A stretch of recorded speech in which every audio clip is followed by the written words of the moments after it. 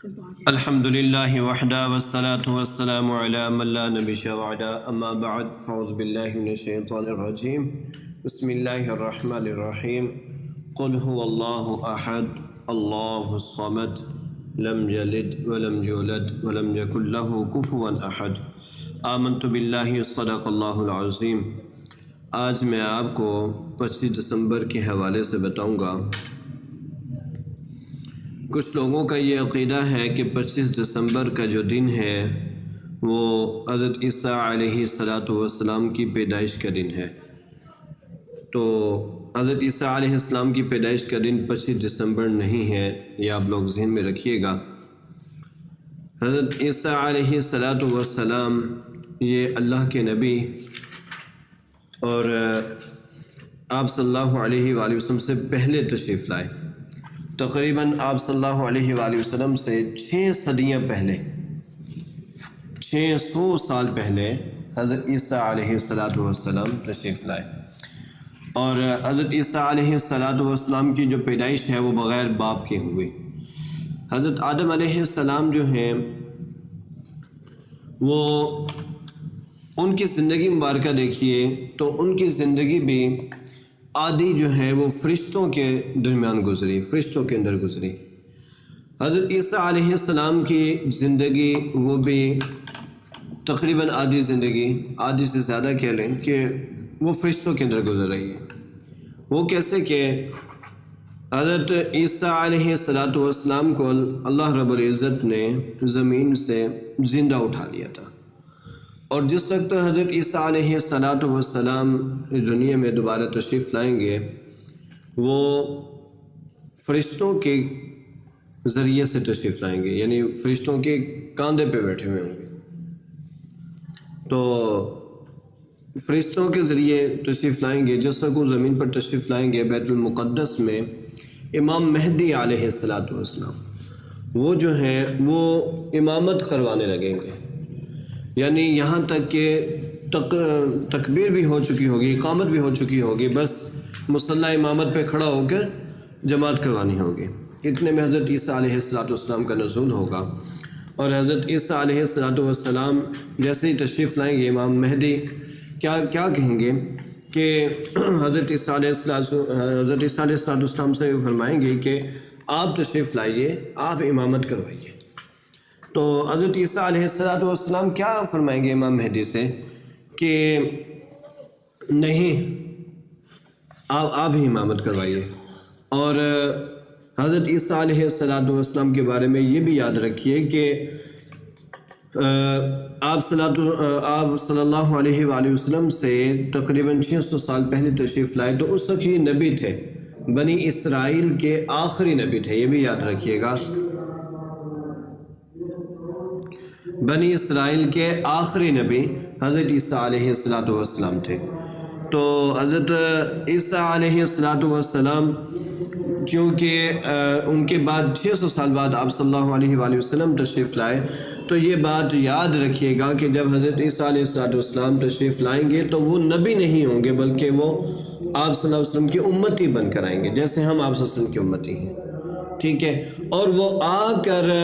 اپنی دعوت نہیں دیں گے، یعنی کیونکہ بنی اسرائیل کے نبی تھے، وہ اپنی دعوت نہیں دیں گے، وہ جو دعوت دیں گے وہ آپ صلی اللہ علیہ وآلہ وسلم کے دین کو آگے بڑھائیں گے، ٹھیک ہے۔ اور حضرت عیسیٰ علیہ السلام جو ہیں دجال کو ختم کریں گے۔ دجال کے جب سامنے جائیں گے حضرت عیسیٰ علیہ السلام تو وہ کانپ پڑے گا کہ یہ کیا ہو گیا۔ اس کی تقریباً 40 دن حکومت رہے گی۔ تو دجال جو ہے، دجال کو حضرت عیسیٰ علیہ السلام ختم کریں گے۔ اس کے بعد پھر ایک دفعہ پھر جو ہے دین کا غلبہ ہوگا، اور حضرت عیسیٰ علیہ السلام تقریباً 40 سال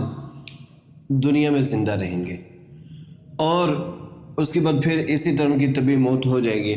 اور پھر ان کو جب دفنایا جائے گا وہ کہاں پر؟ مدینہ منورہ میں، روضہ رسول اللہ صلی اللہ علیہ وسلم، جہاں پر اس وقت آپ صلی اللہ علیہ وآلہ وسلم آرام فرما رہے ہیں، اور آپ صلی اللہ علیہ وسلم کے ساتھ آپ کے صحابہ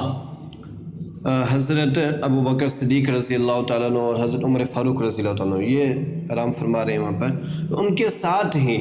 جگہ باقی ہے، بچی ہوئی جگہ ہے، تو جو بچی ہوئی جگہ ہے وہاں پر حضرت عیسیٰ علیہ السلام کو مدفن کیا جائے گا، ٹھیک ہے۔ تو یہ جو بات ہے حضرت عیسیٰ علیہ السلام کے بارے میں کہ حضرت عیسیٰ علیہ السلام وہ کون بن کے آئیں گے زمین پر، جب دوبارہ آئیں گے تو وہ امتی بن کے آئیں گے، ٹھیک ہے، ہمیں یہ بات یاد رکھنی چاہیے۔ اور کچھ لوگوں کا یہ عقیدہ ہے کہ حضرت عیسیٰ علیہ السلام جو ہیں ان کو جو ہے قتل کر دیا گیا تھا،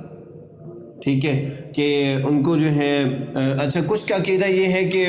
جیسے وہ سلیب کا نشان آپ نے دیکھا ہوگا اس کے اوپر لٹکا دیا گیا تھا، تو کچھ تو جیسے یہ قادیانی مرتد ہیں یہ جو ہے نشاندہی بھی کرتے ہیں کہ جی فلاں جگہ پر حضرت عیسیٰ علیہ السلام کی قبر ہے، نعوذ باللہ، ایسا تو کچھ بھی نہیں ہے،